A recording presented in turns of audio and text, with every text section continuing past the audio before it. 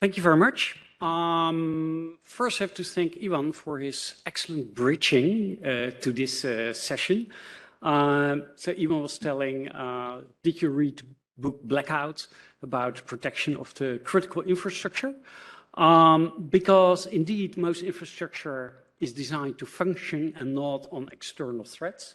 And our issue is, if you look at the critical infrastructure, how can you map the external threats? And we did an exercise to map it for the Dutch infrastructure for the coming 5 years. And we did it, and it's called a technique to make a horizon scan and to look for plausible and possible futures. And how you do that is you make an actor analysis of the possible actors, then you make a system analysis. In what system does your critical infrastructure function? And from that system analysis, you select those elements that have the highest impact and the highest uncertainty. And if you select highest impact, highest uncertainty, you cover most of your horizon. So that's the technique of making a horizon scan. Within that analytic process, there's one aspect that is very time consuming. And that aspect is your system analysis. Normally it costs you months to do. And what we did in our team was to make that for 7 sub-issues of the total system. And what we want to do here is to present our findings, to share it with you. And if you want to develop it for your critical infrastructure, you can use those 7 subsystems as input for your process. So and that will save you a lot of time. One last thing about how we deal with complex analytic processes is that if we have something new, a new type of problem, we select a hand-picked team. That hand-picked team will be placed in one room. So like this, no walls, no doors. Everybody can reach everybody. And in the team, the problem is in the lead. We don't have leaders in the team. The problem is in the lead. And every time there's a certain aspect, we go to that specific specialist. So we diversify in specialisms. But we not only diversify in specialisms, we also diversify in social and cultural backgrounds, because all those different perspectives are needed to cover the horizon. If we don't do that, we get black holes in our horizon scan. So we don't diversify for the reasons of political correctness, but we diversify for the reason not to have any black spots in our assessment. In our case, at a certain point, we came in our team to the step of the system building, and then we went to our most qualified colleague in the team to guide us through, and in this case it was David Vaandrager, and therefore he will take over the floor now from me. Yeah, thank you, Gilliam. So I'll take you through the stuff that we did, the research we conducted in our case study. So what we're gonna discuss what we did, why we did it. We're gonna discuss the theory we used, which is systems theory, the most difficult and most time-consuming part of our research. And afterwards, we will share some results. So what did we do? Well, what we tried to do was introduce a method to map the environment or environmental factors that could pose future threats to the critical infrastructure of organizations. And why did we do that? It's all about increased ability to anticipate possible futures and enable proactive action. And how did we do that? Well, we used systems theory, and we got our data from interviews, literature, and workshops. So first, a short summary about what systems research is. There are certain principles or certain assumptions systems theory makes about how the world functions. And the environment, according to systems theory, is made up of, is complex and dynamic with many interacting parts that constantly evolve. And that's due to the high interacting parts. And it's kind of like an evolutionary theory. So, a system analysis is used to understand the whole. It's a holistic approach. It views phenomena as a result of the interacting parts, not just as we would through a reductionistic approach. We would take apart the phenomenon and understand all the small loose parts. Instead of that, systems theory says no, those interactions, the causal relations between the loose parts are critical to understanding why certain phenomena occur. So that's why it is in contrast to a reductionist approach. And the way we map an environment and its interacting parts is through a causal loop diagram. At least that's what we used here. There are other methods, but this is what we used here. So we use the causal loop diagram to visualize the environment and to summarize the useful parts that we introduced in our research. It is mostly about the sum of causal relations that produce a phenomenon, and outcomes like threats are logical consequence of their circumstances. So the structures these loose parts form with their causal relations produce phenomenon, and to understand the phenomenon you need to map the structure that is responsible for the outcomes. And threats or organizations are all the result of a logical result of these interacting parts. So when we try to address phenomenon, we need to understand these loose parts and the structures that produce them. So what are the basics of mapping this environment in a systemic way through a causal loop diagram? Usually, we need a hook to understand the system. If you start modeling everything, your explanatory power will be reduced to zero, because your model will be as complex as reality. And so you need a simplified version of reality to understand what it actually does. So you need the relevant parts for the phenomenon you're studying. So you start to define the phenomenon you're interested in, usually, and you look, first step or the second step is to add the causes. What are the causes that produce this phenomenon? And you can add causes of causes, and you do the same thing on the effect side. You introduce the effects that this phenomenon produces, and the effects of the effects, and in the last step, you identify the feedback loops, usually a closed loop of causation. So many phenomena reproduce themselves. This is actually, these feedback loops is what makes phenomenon resilient. You can't just treat the symptoms, you need to understand the processes, the mechanisms that produce certain phenomena. Now, the basic building blocks of understanding a system aren't that difficult. We just discussed the structure. These structures, these causal relations, only consist out of two types, opposing and supporting causal relations. And it's nothing else than supporting causal relations describe a reinforcing relationship. So if something is going up, it influences another particle, which also goes up. And the opposing relationship, if one particle goes up, the other one goes down, or the other way around. If one goes down, the other one goes up. Those are just basic building blocks of your system. So a simple example, chickens and eggs. The more eggs are laid, the more chickens you'll have, a positive or reinforcing causal relationship. Or the opposite, When you have more chickens will cross the road, more chickens will die, and in the end you have less chickens. Now, how do we visualize something like this with these loops? That looks something like this.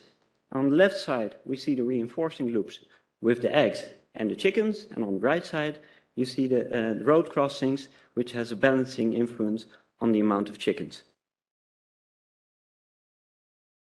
So, with the practitioners, our interviews and our workshops, we identified 3 possible sources of threats, or the most significant threats they encountered or identified.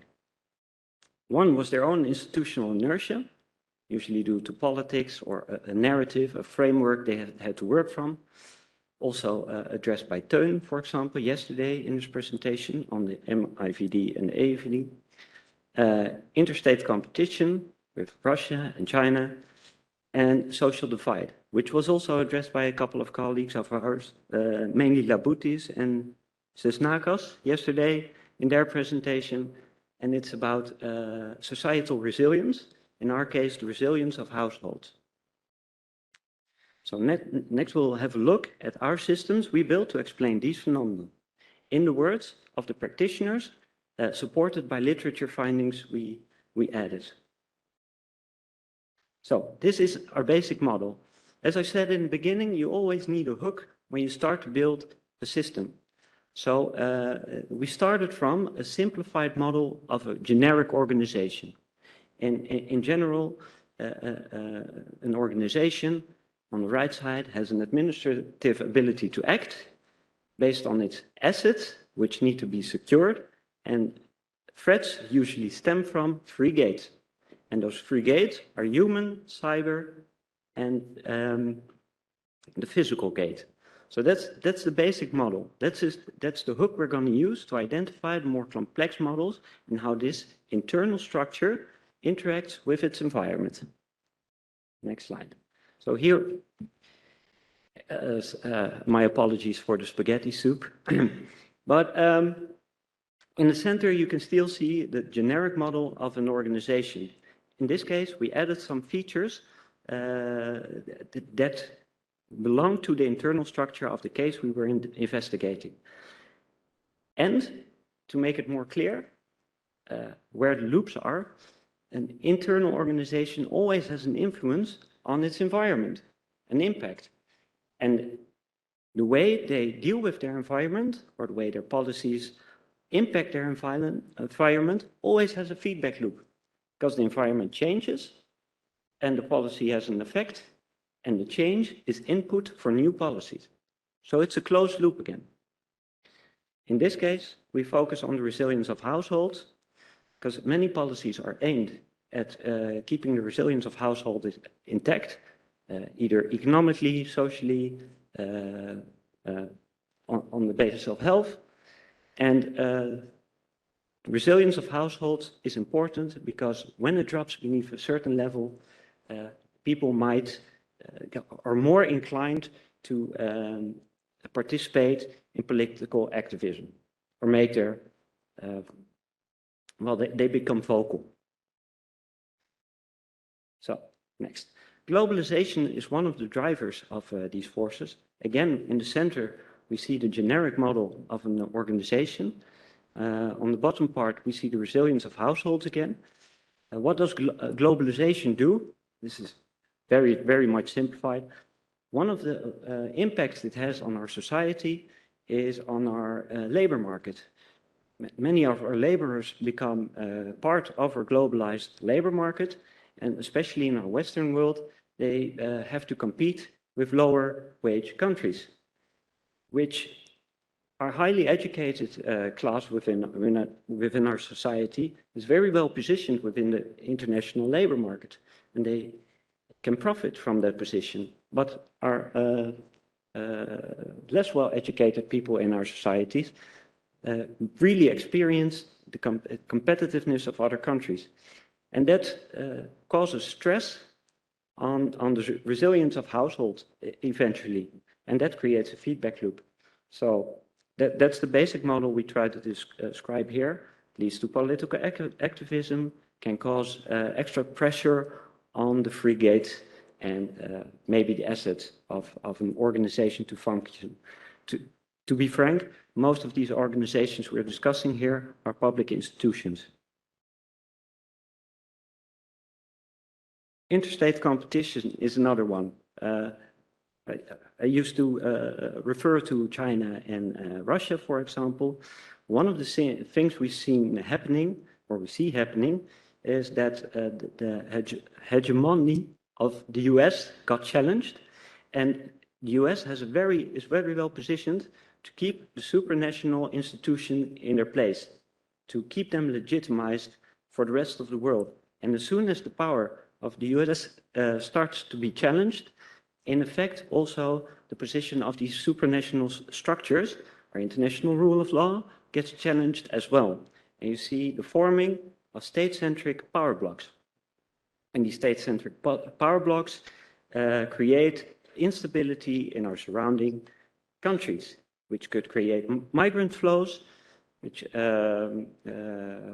we have to deal with, but also, and very importantly, a struggle for resources, which we see in our gas supply at the moment. But again, very important in this model is the resilience of households again, because one of the problems of interstate competition and in combination with migrant flows is that you get groups, diasporas, if you will, that are sensitive, more sensitive to disinformation. You get fragmentation in your society, and those are things we need to learn to deal with. All these factors can become indicators to monitor, to try and assess what direction we are moving. Another one, economy. Again, resilience of households. Again, our generic organization at the center. What we try to visualize here, in an important way, we had a long period of quantitative easing, which led to a lot of money supply in our economies, which a lot of that money didn't get invested in our real economy, but went to investment objects, cryptos, housing market, etc., which caused inflation. And again, we also used Piketty to illustrate this. The return on capital is greater than the growth of the economy, which causes inequality. And again, this mechanism is reinforced by our other model. It connects to our other model in the sense that the struggle for resources also reinforces our inflation impulses.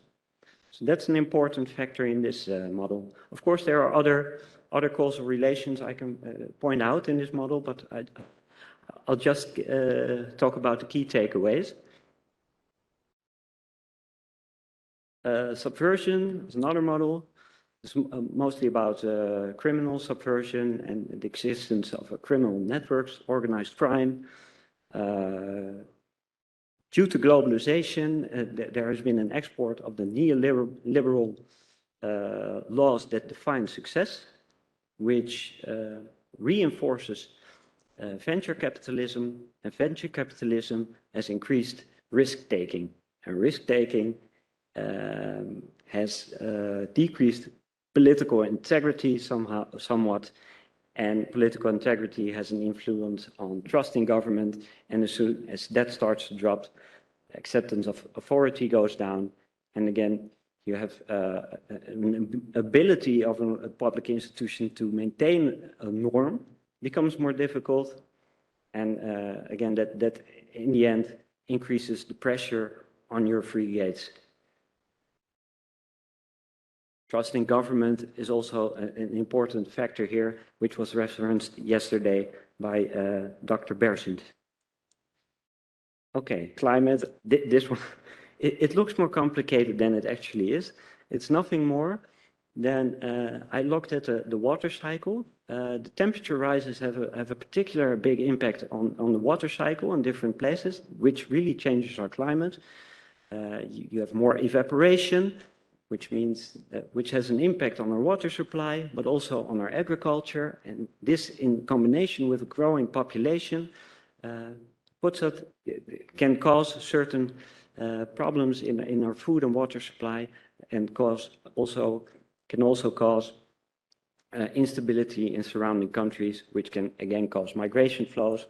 And that's another connection with another model. But that's the most important causal loop in this sense, in this model. So finally, what can we say? Well, in fact, what we did was we tried to assess threats, offering insights into the causal mechanisms that cause those threats, to really try to understand why they occur, why they emerge, and where possible high leverage points are to mitigate those threats. It also gives a nice overview of possible futures, not just to look at the expected, but to also try to get a sense of what is possible. And all those indicators that we introduced in these models can be used as indicators to monitor those threats and to see what way we are moving. Decreasing the chance of false negatives is directly connected to acknowledging the possible threats. And in the end, we used workshops to validate our results. So we had interviews and literature to build the models, and we validated them in workshops. But the workshops were also very valuable because they stimulate discussion, and they force people to make their assumptions known. And in the end, this also helps to fill in the blind spots, which we discussed earlier. So these models, what do they mean? Well, in fact, they are just a starting point. In an ideal situation, you would build these models with panels of specialists to extend our knowledge. They are an evolving, never-ending product. They are never finished. Situation. We live in a dynamic world, so the situation is constantly changing, but it does help make us aware of possible threats. And we can, in fact, you can use them to become a learning organization, to increase your adaptability. So that was my presentation. I hope you enjoyed it and found it valuable. Yeah, thank you.